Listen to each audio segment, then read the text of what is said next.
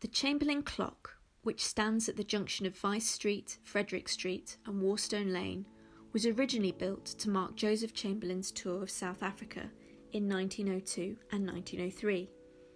It later became a focal point for the historic quarter. Joseph Chamberlain was a highly favoured politician in Birmingham and had lived on Frederick Street.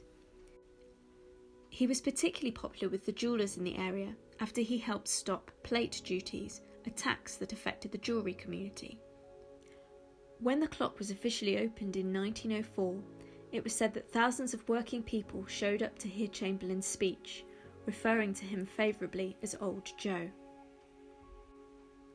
The clock is made of cast iron and 28 foot high.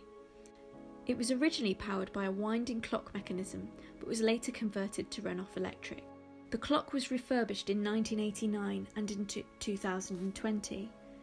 It was reinstated in March 2021 with a new interpretation panel exploring the history of the clock and its namesake.